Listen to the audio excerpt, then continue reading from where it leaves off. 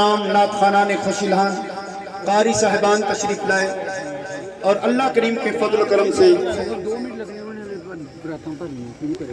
علماء کی فہرست میں عظیم عالم دین اور بفضل ہی تعالی عالم با عمل اور آل نبی اولاد علی اور مالک کائنات کے خصوصی کرم فضل سے آج کی دور کی آپ کی تو شفقت ہے، بہرکیف اللہ تعالیٰ کی بارگاہ میں دعا ہے کہ اس قسم کی عظیم شخصیات کا اللہ ہم پہ سایہ صادر قائم دائم رکھے اور اس قسم کی عظیم شخصیات کے ساتھ دنیا اور آخرت کی اللہ تعالیٰ رفاقت عطا فرمائے۔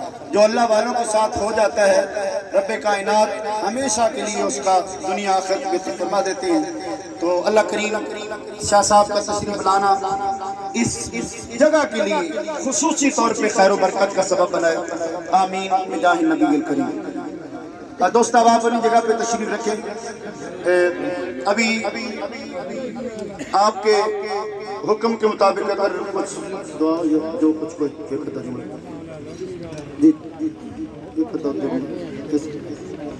اس حوالے میں دو سوال صرف دو جملے کی سوال۔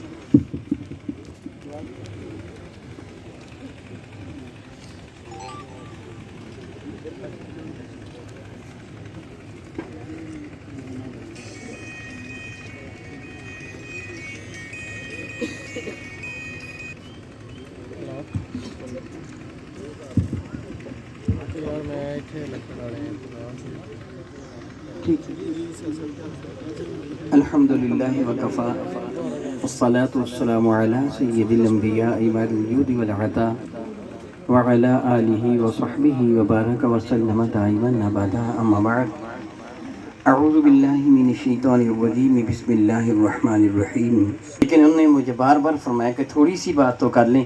میں نے کہا ٹھیک، میں انکار نہیں کرتا، لیکن احباب جب کھانا یاد نہ رکھا جاتا نا تو پھر بات اور تھی۔ اب سامنے کھانا بھی ہو تو پھر گفتگو سننا قدرے مشکل ہوتا ہے۔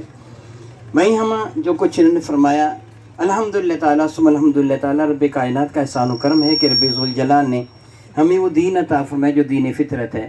بیٹے ایک طرف ہو جائیں، وہ دوست دیکھنا چاہتے ہیں نا پھر۔ ہاں جی، دین فطرت ہے اور بحمدللہ تعالیٰ ثم الحمدللہ تعالیٰ رسول رحمت کے صدقہ سے رب کائنات نے جو دین متین ہمیں عطا فرمایا، اس دین میں رہبانیت نہیں ہے۔ قبل ازیں جتنے بھی ادیان تھے ان میں رہبانیت پائی جاتی تھی، بالخصوص یہود و نصارہ میں جو آج کل پائے جاتے ہیں۔ رہبانیت کا معنی یہ ہوتا ہے کہ دنیا سے قطع تعلق کر کے انسان الگ تھلگ زندگی بسر کرتا ہے اور پھر وہ یہ خیال کرتا ہے کہ اب مجھ کو قرب خداوندی میسر آ جائے گا۔ وہ آسمانی دین والے جو یہود و نصارہ، ان کے ہاں رہبانیت کیا تھی کہ وہ جنگل بیابان میں نکل جاتے تھے اور وہ مجرد زندگی بسر کرتے تھے۔ آج بھی الحمدللہ تعالیٰ سارے پڑھے لکھے احباب اس بات سے بہت اچھی طرح واقف ہیں۔ عیسائیوں کا پوپ جو ان کا سب سے بڑا پادری ہے شادی نہیں کر سکتا۔ اگر وہ شادی کرے گا تو اس کو اس کے پوپ کے عہدے سے معزول کر دیا جائے گا۔ گرجاؤں کے اندر جتنی بھی وہ ننیں موجود ہوتی ہیں وہ کوئی بھی شادی نہیں کر سکتے۔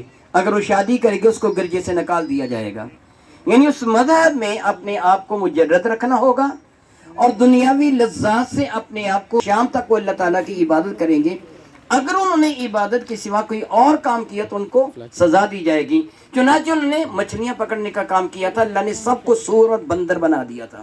قرآن مجید فرقان میں اس بات کی گواہی دیتا ہے، اللہ نے فرمایا تھا کونوا قردۃ خاسئین، سارے ذلیل بندر ہو جاؤ۔ ہمارے نواحی جو ملک ہے بھارت، اس میں جو آدمی اللہ کا قرب حاصل کرنا چاہتے ہیں، ہندوازم میں، سکھ ازم میں، جو خشتری ازم میں جو اللہ کا قرب حاصل کرنا چاہتے ہیں اس کو جوگی بننا ہوتا ہے۔ وہ زمین میں گڑھا کھود کر کچھ عرصہ تک اس میں اپنے آپ کو رکھتے ہیں اور پھر وہ باہر نکلتا ہے۔ آپ نے دیکھا ہوگا جو ان کے سادھو ہیں وہ لنگوٹی پہنتے ہیں۔ آپ نے بدھ کا مجسمہ دیکھا ہوگا جس نے صرف لنگوٹی پہنی ہے، وہ لباس نہیں پہن سکتے، جنگل بیابانوں میں رہتے ہیں۔ یہ رب کائنات نے دین مصطفیٰ عطا فرمائے کہ اس میں دونوں جہانوں کی عزتیں ہیں۔ میں محض ایک واقعہ عرض کر دیتا ہوں۔ میرے اور آپ کے کریم آقا تاجدار بوجم شفیع معظم رحمت عالم تشریف فرما تھے۔ صبح کا وقت ہے، بارگاہ بے کس پناہ میں صحابہ حاضر ہیں۔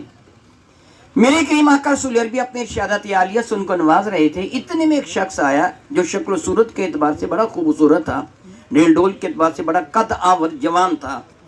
صحابہ کے نام نے اس کی طرف دیکھا, وہ تیزی کے ساتھ صحابہ کے قریب سے گزرا اور جا کر اس نے اپنی دکان کو کھول لیا.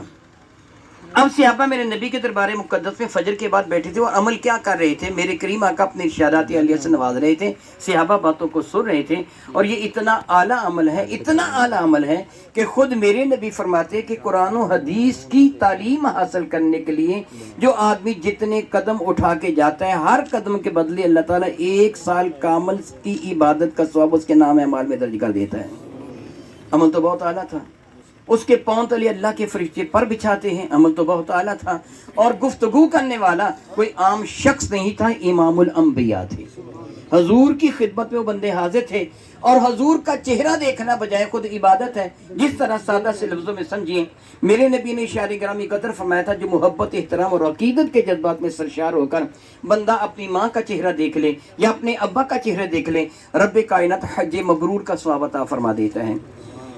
بات قابل غور ہے, اگر گناہگار ماں یا باپ کا چہرہ دیکھے تو اللہ تعالیٰ حج مبرور کا ثواب عطا فرماتا ہے. اگر اللہ کے محبوب کا چہرہ دیکھے گا تو وہ ہزاروں حجوں کے برابر ثواب میسر ہے. صحابہ کی عبادت کر رہے تھے.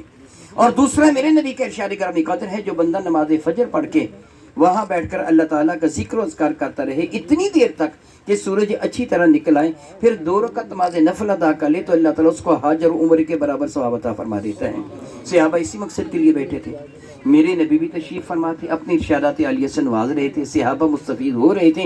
یہ بندہ قریب سے گزرا اور جا کر دکان کو کھول لیا تو صحابہ بڑی حسرت کے ساتھ آپس میں کہنے لگے, اے کاش اس کی جوانی اللہ کی راہ میں صرف ہوئی ہوتی, اے کاش یہ ہمارے پاس آ کے بیٹھ جاتا تاکہ وہ ثواب جس کی نیت سے ہم بیٹھے ہیں اس کو بھی میسر آ جاتا. میرے کریم آقا نے ان کی گفتگو کو سنا تو فرمایا, یوں نہ کہو بلکہ سنو, اگر یہ رزق حلال کمانے کے لیے گھر سے نکلا ہے, اگر اس کا مقصد غرض و غرض یہ ہے کہ رزق حلال کما کر اپنی بیوی, اپنے بچوں کا, اپنی بہنوں, اپنے بھائیوں کا, اپنی ماں, اپنے باپ کا یہ پیٹ پالے گا, ان کو رزق حلال پیش کرے گا, ان کو بھیک مانگنے کی ذلت سے بچا لے گا, سنو میں اللہ کے نبی گواہی دیتا ہوں یہ اللہ کی راہ میں نکلا ہے, اگر کام کرتا ہو مارا گیا تو مرتبہ شہادت پا جائے گا. کتنا اعلیٰ دین ہے کہ جس دین میں کاروبار کرنا, رزق حلال کمانا بھی عین عبادت ہے. میرے نبی کے ارشاد گرامی قدر, جو رزق حلال کما کے کچھ لے کر اپنے بیوی بچوں کے لیے, اپنے بہنوں بھائیوں کے لیے, اپنی ماں اپنے ابا کے لیے کوئی شہر اٹھا کر, مطلب کوئی پھل لے کے آتا ہے, کوئی اناج لے کے آتا ہے, کوئی کھانے پینے کی چیز لے کے آتا ہے, اپنے گھر کی طرف آتا ہے, تو میرے نبی فرماتے ہیں ہر قدم اس کا جنت کی جانب اٹھ رہا ہوتا ہے. یہ دین اسلام ہے جو ہر اعتبار سے دین فطرت ہے. اس دین میں کاروبار کرنا ناجائز نہیں بلکہ باعث اجر ہے. الحمدللہ تعالیٰ ثم الحمدللہ تعالیٰ. میرے بھائی جناب محمد ابرار صاحب نے یہ سلسلہ شروع کیا. ظاہر ہے کہ اللہ رب العزت جل وعلا کی رحمت کے ساتھ کتنے وہ مزدور ہوں گے, دہاڑی کرنے والے, جو خون پسینہ ایک کر کے بھٹے کی آگ کے سامنے بیٹھ کر وہ رزق کی تلاش میں بیٹھے ہوں گے. ان کے صدقہ سے اللہ تعالیٰ محمد ابرار صاحب کو رزق دے گا. جو ان کو رزق ملے گا ان کے صدقہ سے ملے گا اور ان کو ان کے صدقہ سے ملے گا. آپ اچھی طرح جانتے ہیں اگر وہ محنت نہ کریں گے تو ان کو کیا ملے گا, اگر یہ کام نہیں کریں گے تو ان کو کیا ملے گا. ان سب کو ایک دوسرے کے صدقہ کے ساتھ ملے گا. اور پھر ان کی ذمہ داری کیا ہوگی, ان کی اور ان کے لیبر کی ذمہ داری یہ ہوگی, یہ ایک دوسرے کے ساتھ دیانتداری سے کام لیں گے, نہ یہ کسی کا حق کھائیں گے نہ وہ ان کے ساتھ دغا کریں گے. اگر دونوں طرف یہ صورتحال ہوگی تو پھر ہوتا کیا ہے. میرے کریم آقا رسول بھی فرماتے ہیں کہ خیر الناس من ینفع الناس, انسانوں میں بہترین انسان وہ ہوتا ہے جو دوسروں کے لیے باعث نفع بنے, دوسرے کے فائدہ کا سوچے. جب انسان ایسے کرتا ہے تو پھر رب کائنات کی رحمتوں کا نزول ہوا کرتا ہے, پھر خیر و برکت آیا کرتی ہے, پھر رحمتیں آیا کرتی ہیں. میں امید رکھتا ہوں کہ انشاءاللہ تعالی جل وعلا یہ کام ان کے لیے باعث خیر و برکت ہوگا, اور دعا کرتا ہوں کہ رب ذوالجلال میری کریم آقا رسول عربی کے صدقے سے ان کو ہمیشہ رزق حلال کمانے کی توفیق و ہمت عطا فرمانا. اے رب ذوالجلال حرام سے محفوظ فرمانا, حاسدوں کے حسد سے, دشمنوں کے شر سے, ابلیس سے لے ان کی خباثت سے محفوظ و مامون فرمانا. आमीन सुम्मा आमीन व आखिर दावाना अल्हम्दुलिल्लाहि रब्बिल आलमीन। जी, अब फरमा रहे हैं कि 10-11 बच्चों को, एक बकरी साल में कितने बच्चों को जन्म देती है? 2 या 3। और रोजाना कितने बकरियां बकरे रोजाना ज़िबा होते हैं?